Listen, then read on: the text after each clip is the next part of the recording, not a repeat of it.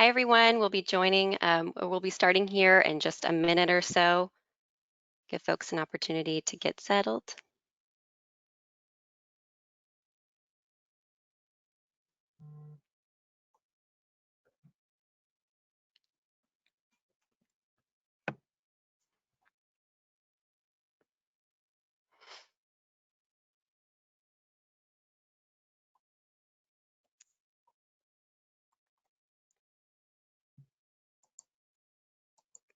Got some more trickling in.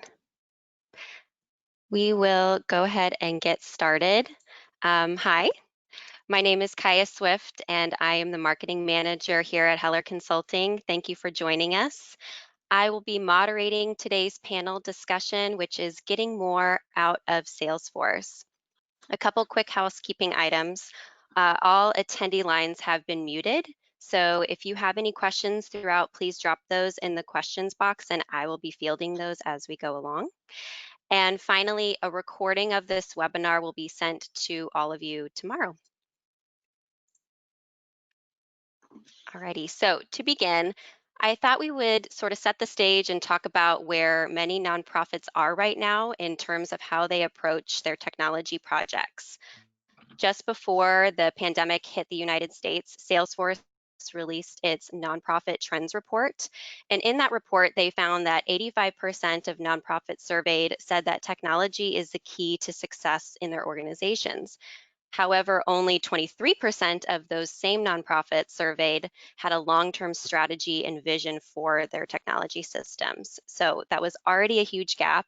And then adding in COVID and changes brought on by that, we are hearing from our clients and our colleagues that they are relying on their technology tools now more than they ever have before. And then to add on to this, many nonprofits are now staring down budget constraints and lost revenue. So a large-scale technology project just might not be in the cards for many right now. So that is why we brought in our experts today. We'll be talking about the strategies behind smaller technology improvements and what you can do with the technology that you already have. I'll also add in that the experience that we'll be sharing will be pulling examples from the work that we have done with Salesforce, but many of the same themes apply if you are working on a different platform. So with that, I will turn it to our wonderful panelists today. It is my pleasure to introduce Cynthia, Susan, and Jennifer. Cynthia and Jennifer are from the Heller team, and Susan is from the Human Rights Campaign. Cynthia, I'll start with you. Could you please tell us a little bit about your work with Heller? Sure. Hi, everyone. My name is Cynthia Coleman. I'm the Director of Services at Heller. I've been with the firm for 11 years. And in the role I'm in now, I split my time between doing work directly with our clients and doing work internally with our team. When I'm working with our clients, I'm a project manager, and I also serve as a change management lead on some of our projects. And internally, my focus includes managing a team of consultants. I oversee learning and development for our team, and I make sure that we are properly resourcing all of our projects in our portfolio with the right size and makeup of project teams. Awesome. Thank you, Cynthia. Susan, I'll go to you next. Could you tell us a little bit about your background and your work with the Human Rights Campaign? Of course. Hi, everyone. I'm Susan Payne, and I lead the data and analytics team at HRC. I've been with the organization for 13 years, actually, this month. And the first 6, I was the director of direct response, and the last 7 years, I've been in my current role.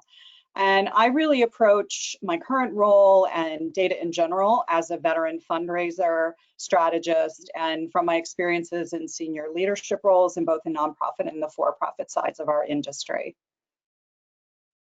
Wonderful. Welcome, Susan. And then finally, Jennifer from our team, can you tell us a little bit more about your work with Heller? Sure. Hi, everybody. My name is Jennifer Thal, and I've been with Heller for 6 years. Before working at Heller, I worked at a nonprofit in Chicago that was providing free tax preparation and other financial services to low-income families. Here at Heller, I'm a senior strategist and a solution architect. And what that means is that as a senior strategist, I lead some of the firm's largest or most complicated projects, whether it's a brand new CRM implementation or a streamlining or enhancement project for an organization that's already up and running on Salesforce or a different platform. As a solution architect, I play a role in the sales process when we're talking with prospective clients so that I can make sure that we are giving them really informed recommendations about what products they'll be needing, what project approach will work best for them and what their needs are. And I help make sure that we shape a project and a project budget around what those needs are and what budget is actually available. Awesome. Thanks, Jennifer. Welcome all. And then I would like to take a quick moment to introduce the two organizations. So first, Susan, can you please tell us a little bit about the Human Rights Campaign and the Human Rights Campaign Foundation? Sure. We basically strive to inspire and engage individuals and communities in order to end discrimination against LGBTQ people and realize a world that achieves fundamental fairness and equality for all. We envision a world where LGBTQ people are ensured equality and embraced as full members of society at home, at work, and in every community. And we have over 3 million members and supporters. Wonderful. And we have, as Kai mentioned, we have a C3 and a C4, and almost all of our direct marketing, fundraising, advocacy work is done through our 501c4, and in election years through our PAC and our Super PAC. And all of that work is managed in our membership CRM, which is hosted by our longtime partner, Roy Solutions. But we also have robust educational programs on our foundation side, funded by major donors and other foundation grants, et cetera. And that basically brings us to the project that we're here to talk about today, which is on the foundation side. And this is actually the first time that my team was asked to work on a foundation project. So we certainly had some silos to overcome along the way. But at any rate, I wanted to just give you a quick overview of the programs that were involved in this project. The primary one that we're going to really focus on today is the Corporate Equality Index. And basically that benchmarks companies based on their LGBTQ employment policies. And then we have the Healthcare Equality Index that does a similar thing for hospitals, only it includes LGBTQ patients and visitors policies as well. Our All Children, All Families program is helping adoption agencies to serve LGBTQ youth. And the other programs are Welcoming Schools and our municipal and state equality indexes and our government affairs. And there's lots to say about those, but there's not enough time to do that, so we can move on. Wonderful. Thank you, Susan. And then just a quick intro of what we do here at Heller Consulting. We are a team of 30 consultants, and we've been in the nonprofit technology sector for almost 25 years now. And we specialize in nonprofit strategy and design, CRM implementations, and streamlining or enhancement projects like we'll be talking about today. And then we also specialize in change management and have many change management practitioners on staff as well. So, getting into the meat of today's discussion, I'll be asking questions that we've collected from the nonprofit community about improving the use of Salesforce and making small technology changes. The questions roughly go into the 4 categories that you see on your screen there. So if you have any questions throughout, again, just pop those into the question box and I will be looking at those throughout the discussion and adding those in or addressing them at the end during the Q&A section. So let's get rolling to the first question. So I thought we would start with just sort of level setting and having some definitions in place. So Cynthia, I will go to you first and ask if you could explain what we mean when we say implementing Salesforce and then what we mean when we say enhancing, optimizing, or streamlining Salesforce. Sure. So starting with implementing Salesforce, that's when you're leaving your current system and you're replacing it with Salesforce. So you're moving all of your data over and you're reconfiguring or redesigning your processes to match Salesforce functionality rather than what you currently have in place with what will eventually be your legacy system. Moving on to streamlining. So this is when you've identified a problem or an inefficiency and you know that a change needs to happen. For example, we often work with clients who have identified system errors or slow processing time as problems that need to be addressed. And in this case, we would go in, analyze the processes they have in place, and determine ways to streamline them in order to improve the end user experience. When we go into optimization and enhancements, there's a little more overlap between those two, and it's a little bit more difficult to distinguish the difference because they actually often go hand in hand. But I'll start with optimization, which I think can be defined as taking advantage of system functionality that becomes available as part of regular product releases. So in this case, you're continually adapting and improving by leveraging the platform when product releases introduce functionality that might allow you to work faster, achieve more accurate results, or improve your impact, like increasing the number of gifts you generate through a campaign or being able to distribute more meals to the people you serve. And an example of an enhancement would be something like adding on features to what you have in place. So your processes are already running pretty smoothly, things are pretty good. Maybe you could just use a little adjustment here or there to really maximize the system's potential. So an example would be something like building an automation to speed up processing time. That's what I'd call an enhancement. So there's a lot of like words there, but those are examples of the definitions that we use when we're talking with our clients about those 4 different things. Awesome. Thank you, Cynthia. Yeah, I know it can get a little jargony sometimes, so I just wanted to make sure as we're going through here that everyone's kind of on the same page.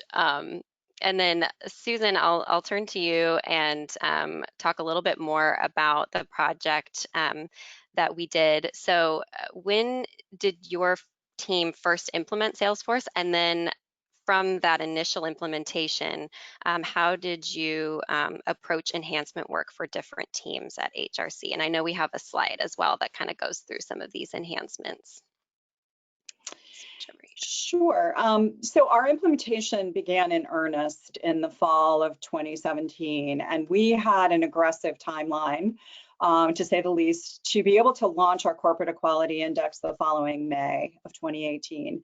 And not only was this survey the first one to launch in each calendar year, but it has the highest visibility for the organization, with almost 1,000 businesses taking the survey, many of them Fortune 500 companies, and it culminates in senior leadership going to the World Economic Forum in Davos, Switzerland, the following January to present the findings in the report. So no pressure, but to give you a sense of the complexities involved in the project, using the CEI again as an example, the full survey was 170 questions, often requiring multiple people or teams within companies to answer them and to provide documentation.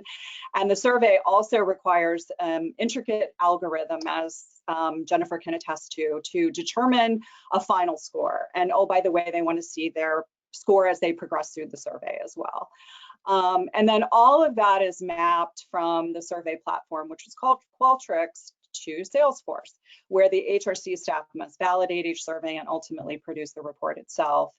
And to your second question, sort of on the scheduling, I was interpreting that through the lens of the implementation, and Heller did a great job of you made all of that very easy to lay out a project schedule.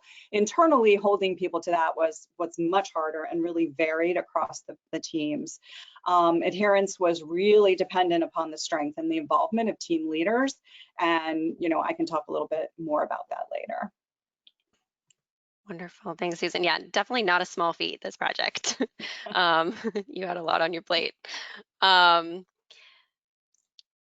go back to this. So going more general, Jennifer, I'll go to you for just what nonprofits usually have in their, technology toolbox, and has that toolbox sort of changed now in today's current climate? I think in today's climate, many nonprofits might have more insecurity around their funding sources, especially kind of looking out over the long term and the greater economic impacts of the coronavirus pandemic. But at the same time, they have increasingly urgent needs from the populations that they serve. I think a lot of nonprofits are realizing that their work is that much more important, and it was already pretty darn important beforehand. So I think the most immediate impacts that the pandemic has had on the technology that these organizations are using is that many forms of offline fundraising, such as events, walks, or runs, they've been deferred or sometimes canceled outright. And so pretty much everything is happening virtually. So in terms of a nonprofit toolkit, organizations are having to get really creative about what their fundraising looks like and the approach looks like in this new everything virtual atmosphere. And so for some organizations, that might be somewhat the same as they've always done it. And for some organizations, that's a very big lift, both culturally and technologically.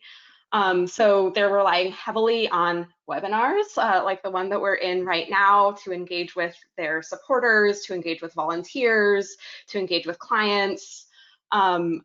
Everything around fundraising is online, and they're relying heavily on social media fundraising, peer-to-peer fundraising, and they're also looking to telemarketing as another big opportunity to reach a lot of potential donors or existing donors, and in a way that's safe and very socially distanced because it's over the phone. So I think that those are the biggest categories of tools that are even more critical now than they were before the pandemic. And so we've recently been seeing clients relying on these, either implementing them for the first time or trying to streamline the way that they're currently using them now in order to allow the virtual angle to be a bigger and bigger portion of their overall fundraising and program delivery. So we've been seeing a lot of clients recently implementing better email marketing solutions. The ones that we see most frequently are Pardot and Marketing Cloud that are integrated with Salesforce, but there's other options that can also work equally well depending on an organization's need. We've also been seeing a lot of need for integration so that the systems that they're using are talking to one another, and data is being moved from system A to system B without a lot of manual intervention. So one organization I'm working with now, they're actually still using the Razor's Edge for the time being, but they have multiple sources for their online donations, plus things like direct mail vendor, Lockbox, and things like that. And so we're actually working to streamline those integrations, that some of which have some pretty high error rates right now, and they know that their staff are spending too much time fixing records manually rather than doing the actual work of fundraising. So we're working to streamline those integrations at the moment.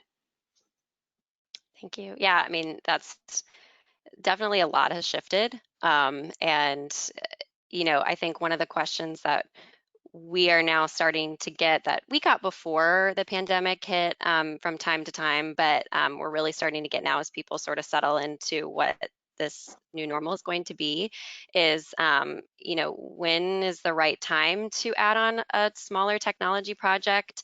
And then how do you get started with that? So yeah, again, we got that before all of this hit, but definitely something that's been brought up even more now. So going into our next topic on that, Cynthia and Jennifer, I know that you've done a lot of work with planning enhancements with clients. So I want to talk about some of the key indicators that you see with those type of projects. What, as consultants, makes you look at a problem and say, okay, that's probably something that should be solved or could be solved with a technology improvement?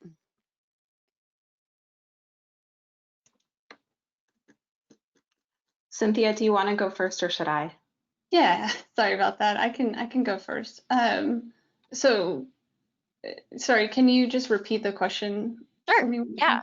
So my question is, as a consultant, what are some key indicators that you look for when you're planning enhancements with clients? Like, in other words, what makes you say, okay, this problem could probably be solved with technology enhancement? Yeah. Okay, thank you. Yeah.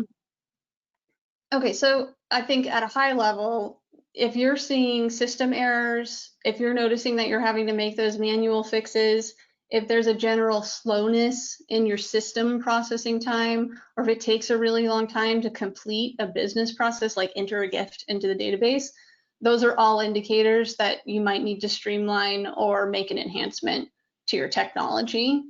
A more specific example is if you're delivering a new service or program and you want to do things like bigger or better. For example, with HRC, one of their goals was to make the survey experience for their constituents as easy as possible by showing the survey takers more information from prior year responses.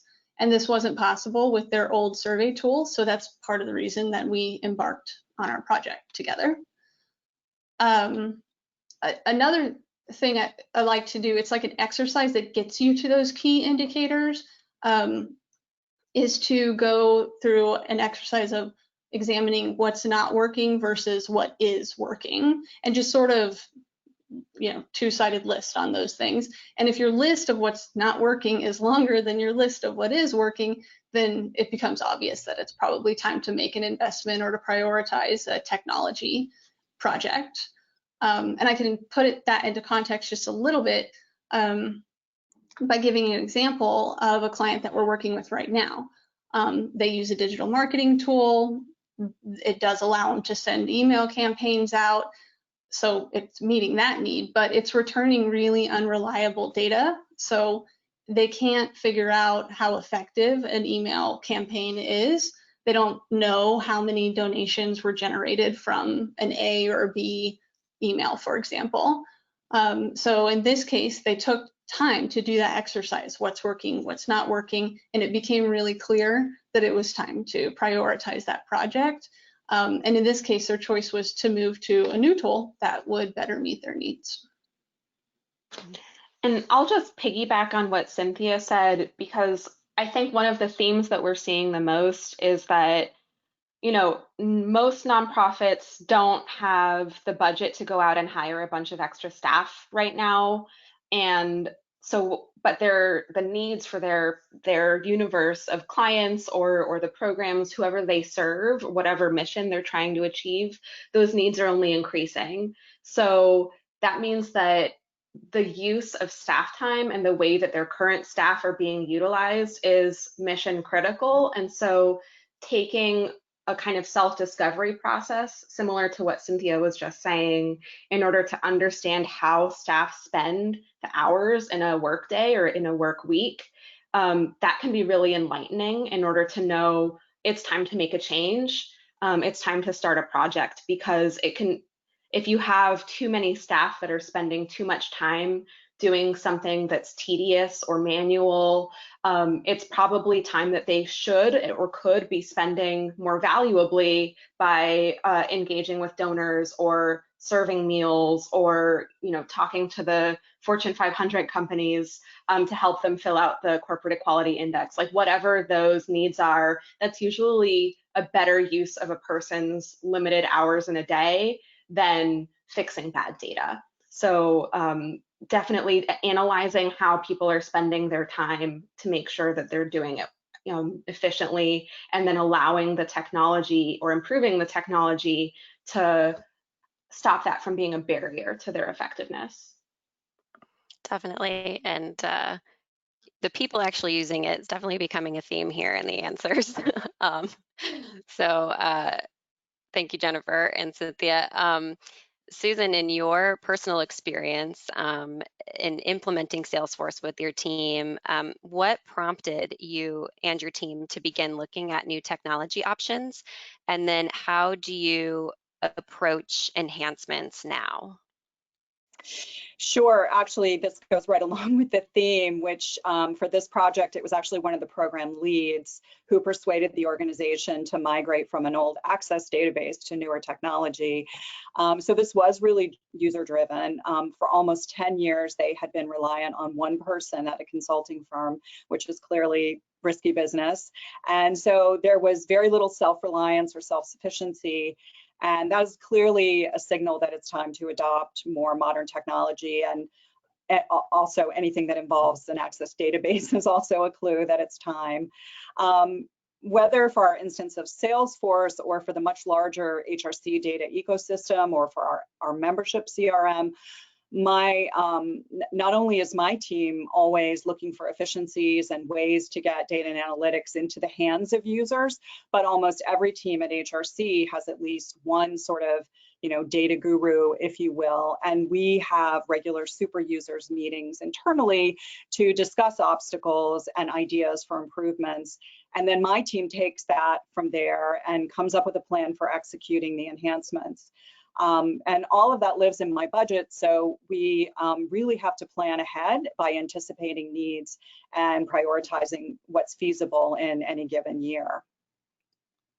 That's a really good point. And I love that you brought up that you budget for that approach, and I love the regular meetings as well that you have. That's definitely something that we encourage most of our clients to do. And going into this next section here of the work is really never done, and that's something that we've seen time and again, that when you're talking about technology projects, there's certainly a peak of work, but then we encourage people not to view a system launch or it's now implemented, our work is now done, we can kind of move on, but instead adopt an approach of continually making improvements and then budgeting for that. So Susan, I'll go right back to you and just, first say that, working with you all here at Heller, we've really admired your approach to continually improving your technology. So if you could talk a little bit more in detail about that at your organization, how do you balance being current with your tools, but also being mindful of budget and time constraints? Well, in general, I weigh the sort of time, effort, and cost of the enhancement or the improvement against the time and effort to accomplish the task in the current environment and the potential negative experience of the user or a constituent. So improvements that we made in the CEI survey, Cynthia referenced earlier, are a good example of improving the constituent experience. I'm not sure actually, Cynthia, if you talked about how we shortened the survey this year, which was another iteration. So somebody, who had a 100% score last year would get a shortened version this year, going from 170 questions down to, I don't know, 50 or something like that. So that's a good example. But also for an 8 million record CRM like we have on the C4 side, investing in state-of-the-art deduping and data hygiene procedures becomes sort of a no-brainer when you have multiple sources of data being integrated across many platforms, because the risk of a bad constituent experience is just too high not to do that. So HRC, like most nonprofits, works to control expenses, whether they're investments in people or technology, but we also have to think like the for-profit world as far as cost-benefit based decisions. And there are really three reasons that I think we've been able to continuously improve on this project. One is that through a multi-year cross-team technology project, people developed a really deep knowledge of the tools that they needed to do their job, and also began to think proactively about how things could be even better for themselves and for their various constituencies. So some of the ideas that some ideas can be implemented without a lot of cost, but some need to be vetted and approved. Sorry, I have a fly. Hopefully, as part of the annual budget process. That's not always possible, but this is really the key in my mind, that the content experts and the users of the tools are really the ones thinking that way. And the decision makers also need to understand the cost benefit rubric at hand as well. Secondly, you really need, obviously, to have some capacity internally to do the technical and or the data related work. In our case, we created a full-time position on my team, and that person is 50% dedicated to the foundation's technology needs, and sometimes more. And we were able to hire a really talented intern who has learned from and continues to learn from Heller, so that we now have a fairly robust ability to, to take care of needs as they arise. And when he needs help or we need extra capacity, we can always turn to Heller as well. And that is obviously sort of the first and most important component when choosing a business partner in new technology, is obviously getting the right fit, a company with a sort of great track record on project management and technical expertise. Our implementation of Salesforce was so unique and so specific to HRC, the LGBTQ community, and these one-of-a-kind indices and programs that Cynthia's project management skill and Jennifer's expertise were really key to the early phases of our project. And the fact that we can still rely on the same team who started with us 3 years ago has been essential to our ability to innovate and evolve. They really are a part of our team, and I'm not just saying that because we're on a webinar together, but it's true. And that's, yeah. That's great. Well, I know the feeling's mutual. We hear lots of positive things about this project. Yeah, thank you, Susan. I think that's incredible insight. I really like that kind of equipping the users and equipping the staff members with the tools and the time that they need to be proactive. I think that's a fabulous point. So Cynthia and Jennifer, talking more broadly, from our experience at Heller, how can organizations shift their views from once they have launched a system, or maybe they are in an old system that they've had for years and years? How do they shift from a mindset of, okay, our work is done, to a mindset of continually improving? And then practically, how do we advise that organizations budget for that continual approach? I can speak to that one, but so I would say whether you're an organization that has an old system in place or you just launched a new system, at some point in time, that was an investment that you made. And when you make an investment in something, you want to protect that investment. So if I just like really simplify it, you can liken it to buying a car or buying a house. You've just made an investment and you want to protect that investment. And I don't think that the work really is ever done. There's always going to be some kind of an improvement that you need to make in order to protect that investment. If you don't tackle those small improvements or maintenance tasks that come up all along the way, they just like stack on each other and eventually become this really big problem that you are going to have to resolve. So that's one way, I guess, to think about it, is protecting your investment. On the budgeting side of things, I mean, organizations already have to budget for technology costs annually, like your licensing fees and your storage fees. But I would suggest that budgeting for those alone is really just the minimum, and encourage incorporating some bigger picture thinking about improvements that can be made in the future into your annual budget planning conversations like HRC does. So that's one piece of it. And outside of that, just like thinking bigger, like how can we do things bigger and better, and let's set aside the budget for it. One other really tactical thing that you can do is to look to the people who are using the technology that you have in place. And if you have a person or a team of people that manages your technology solutions, that's part of their role, I think it's so important to leverage the knowledge that they have during your budget planning. They're going to be able to speak to the issues that end users are experiencing. So utilizing their knowledge, their experience, all that information they have about the technology that's in place, and ideas that they might have, are going to better help you prepare for budgeting for the cost of future technology projects.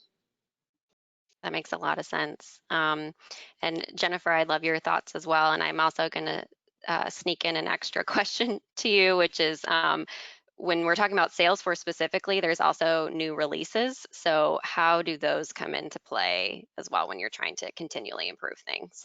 Sure. So just to piggyback off of Cynthia first, like the technology investment is it's only an investment in technology as a means to the end, that it's really an investment in the people and the services or whatever programs are being offered by the nonprofit as part of its mission.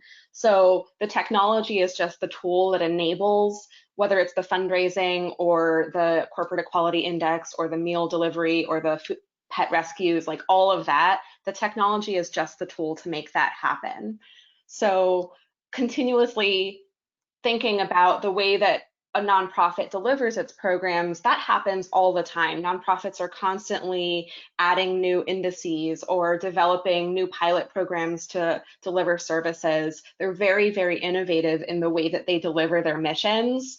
The technology just has to be a part of that same conversation. So anytime someone's thinking of a new pilot program, a new service delivery mechanism, a new approach to achieving their goals, how do we achieve this and how do we get the tools to support that? And that's how you're able to roll in technology as part of the ongoing service delivery conversation and have the budget to support it. In terms of the product releases, the good news is that like in this day and age, and Salesforce is such a great example, Salesforce as a platform, both the salesforce.com and the salesforce.org sides of that company, they're constantly innovating themselves. So they're continuously releasing both new products and new features for their existing products that are always there to be taken advantage of. And just like Salesforce is not going to get stale at any time in the foreseeable future, neither should the version of Salesforce or the specific implementation of Salesforce that any given organization is using. So your admin will be getting regular emails anytime there's a new feature release, and at least keeping an eye on those is really great at the bare minimum, because you want to make sure that nothing breaks with a new release, which might happen every now and then. But there's really just so many opportunities that are now available that maybe weren't when you initially implemented. So on the .org side, like the nonprofit cloud products, even just this calendar year, there's been some really big releases with accounting subledger that everyone's really excited about, account data insights for data hygiene and cleanliness. Like there's a lot of movement there that is generating some excitement. Lightning itself, the Lightning experience is a huge example where every single major release from Salesforce includes some small, some big improvements to the Lightning interface that teams can start taking advantage of. There's one example that's like somewhat small, but it ended up having a large impact on the HRC users for something that they use every single day. They use something called person types, which are basically a way of categorizing their constituents. And when we initially launched Salesforce for the first time, we were using a multi-select pick list, but users didn't like that very much because you have to hold down the shift key to select more than one option. It was really easy to just unintentionally make a mistake and lose data. So then we shifted gears and we created a custom object to track person types, but then that ended up adding extra complexity to reports.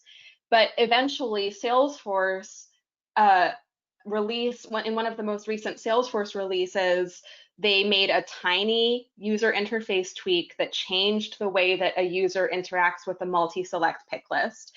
And it was so small, but all of a sudden the actual interface for these fields was much easier for users to enter the data without making unintentional errors. And so all of a sudden we were able to go back to the best way of storing this data with the confidence that users weren't going to lose information by just a simple human error data entry mistake. And those types of little changes are happening with every single release. So, and they can improve the lives of both end users and admins who are supporting those end users. There's definitely enhancements on both sides.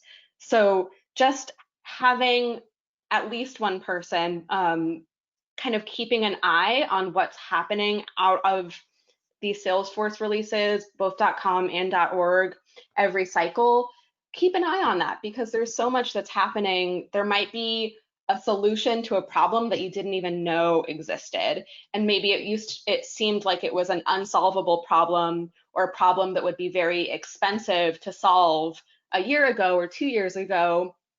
All of a sudden, there's a solution for it that is much more straightforward, much more cost effective than you might have imagined. So just keeping an eye on that is really a really smart approach to thinking about enhancements and finding opportunities where they exist. Yeah, I love that example. There's nothing like a small win like that to make life just a little easier. Big fan of small wins. Yes. All right, I have 2 more questions around this topic. The first one is going back to Susan. What is your advice for organizations who might feel a little stuck in how their system is currently working, but they can't necessarily afford to overhaul the whole system right now?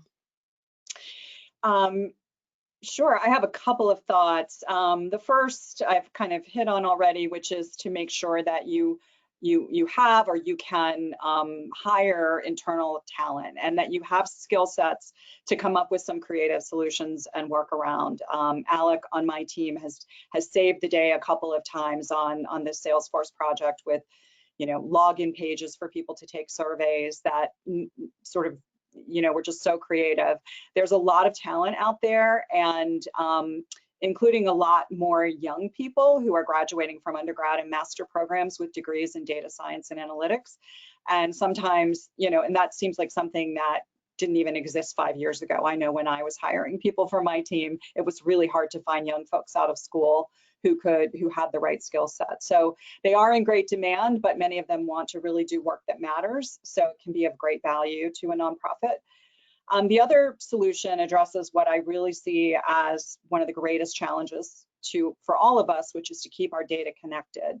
A great CRM is a must, but a data warehouse will also allow you to connect multiple separate databases and other sources within your data ecosystem. And while it isn't free and it does take time to build out, it is much less costly than adopting a new CRM. And the right data warehouse can certainly connect data sources, handle automation of workflows, and typically there's some reporting and analytics software built in. So that's a bonus as well. Awesome. And then Cynthia and Jennifer, same sort of question. What is your advice to organizations who may have competing departments when it comes to prioritizing which technology improvements are purchased and implemented first? Yeah, I can speak to that. I think I have a good example for that one too. So I would say that there's 4 things to consider. You're going to need to weigh the greatest need, think about the greatest impact, consider who actually has the capacity for a technology change, and also think about how you sequence the work and whether one department could benefit from the work that another department has already done. And the example I'm talking about goes back to the organization I mentioned earlier and the digital marketing tool. And they went through that what's working, what's not working exercise, had their list of what's not working, and it made the need very clear. So they weighed the greatest need before they decided to move forward with doing this project for the fundraising department. They're currently gearing up for their fall fundraising season, And they know that having a better solution in place and ready to go when they launch that campaign is going to help the organization achieve greater impact. And the fundraising department also just happened to be the department that had the highest capacity to do the work when we started the project earlier this summer. The programs team actually has a really high need for an improved digital marketing tool as well, but they do not have the capacity to do the work right now. They are swamped currently due to COVID and the services that they need to deliver to the people they serve. So it's a bummer, you know, they do have the need, they just don't have the capacity right now. But when they do have the capacity, when they're ready to do that work, they're going to be able to capitalize off of the work that the fundraising team did. So even though they didn't get like the shiny new digital marketing tool first, when they do implement it, I think they're going to have a little bit of a lighter lift.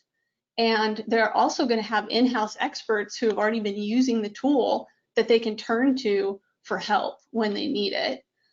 So I think if you center those four things, the need, the impact, the capacity, and the implications of going first or second and how you sequence your technology projects, when you're talking about how you're prioritizing the work as an organization, if that's going to show that you've put a lot of thought into making the decision. And I think it's also it helps everybody think maybe less about internal competition for resources and more about what the organization is trying to achieve as a whole. Where are we going to have the greatest impact?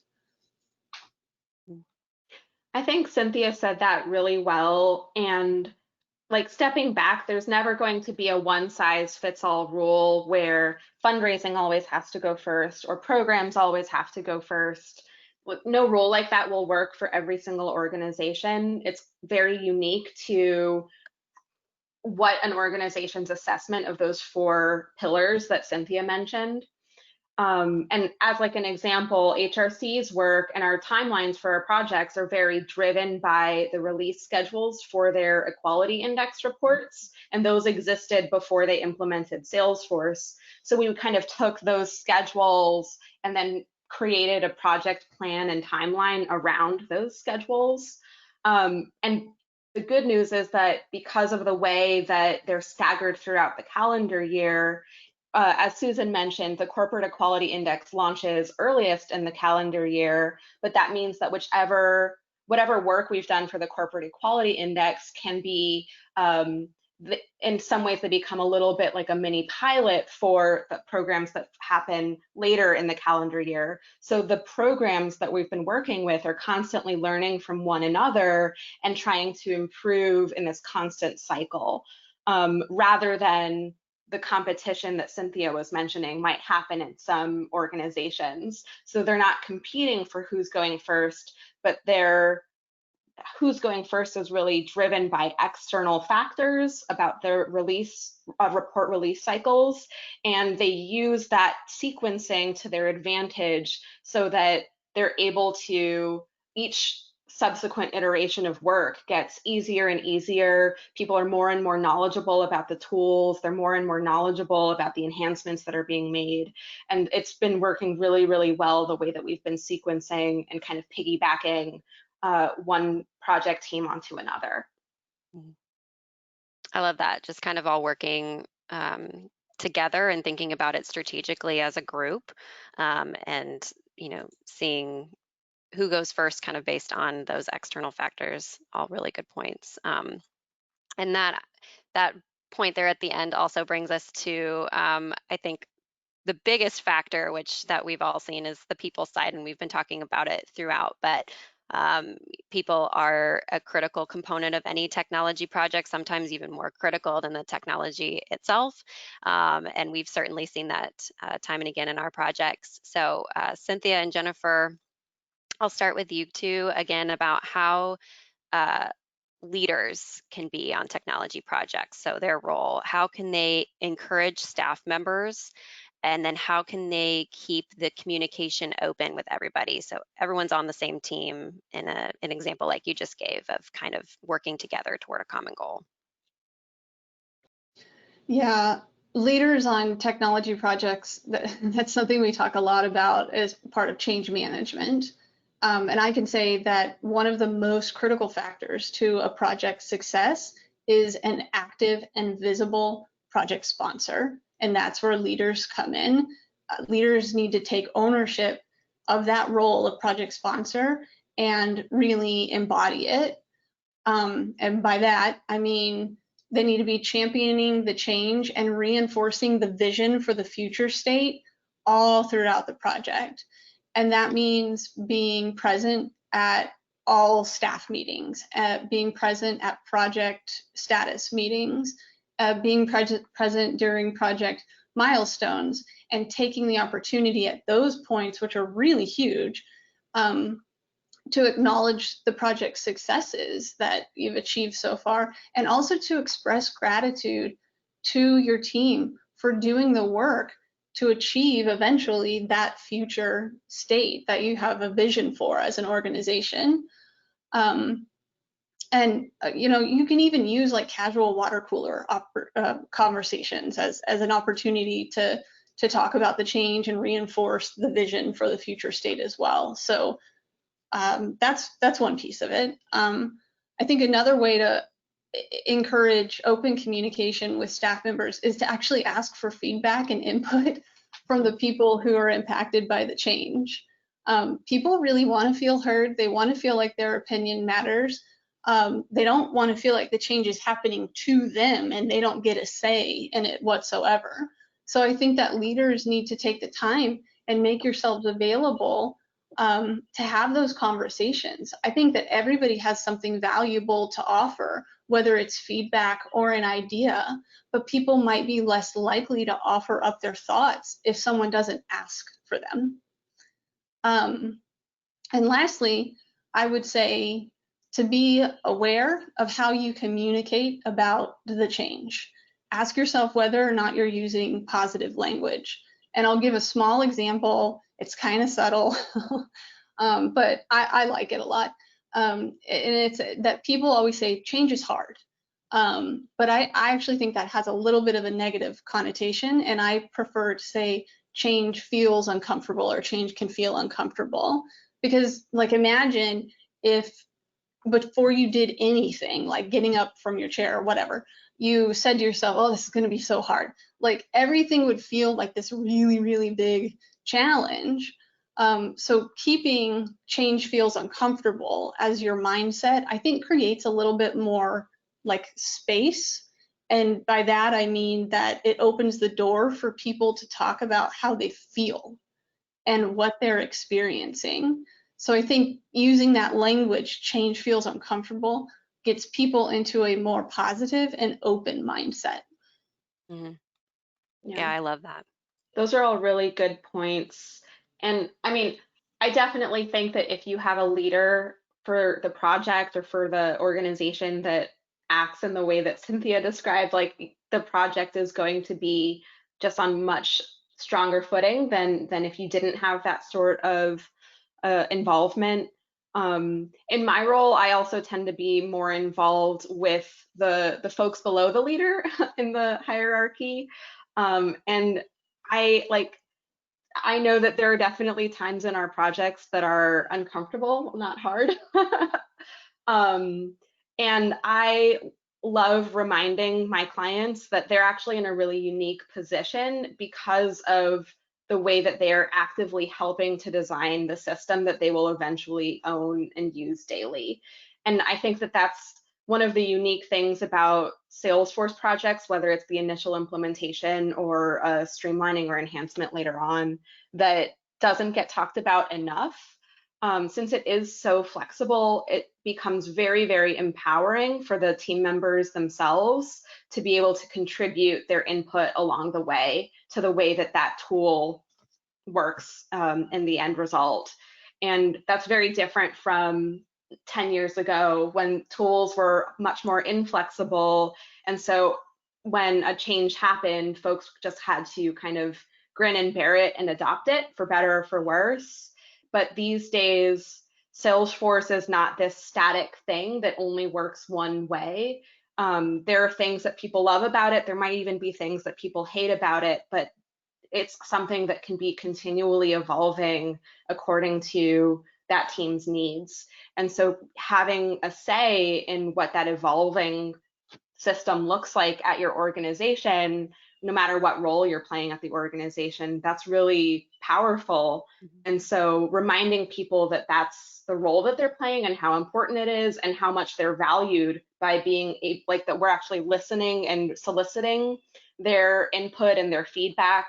I think that also goes a really long way to getting them engaged in the project and have a lot of buy-in about the outcome. Really good points. And Susan, as a leader on a technology project, what is your advice for project managers or leaders who are managing different teams and managing collaboration between those teams? Well, I think the implementation of Salesforce, that project for us, is a great example of how our major technology project can succeed in the end, but can also have experienced some really rough patches along the way, or uncomfortable times, as Cynthia would say. And the key ingredient in getting through those rough patches was leadership.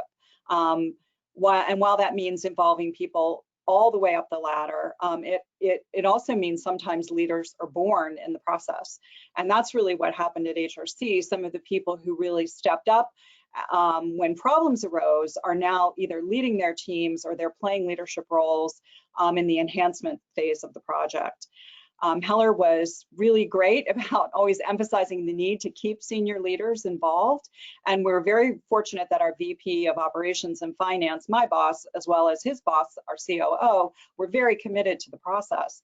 But because of the nature of this project with multiple teams involved, it turned out that the team leaders, the directors of each of those programs, really needed to stay connected and set an example for their teams, because the development and adoption of new technology just can't be delegated away.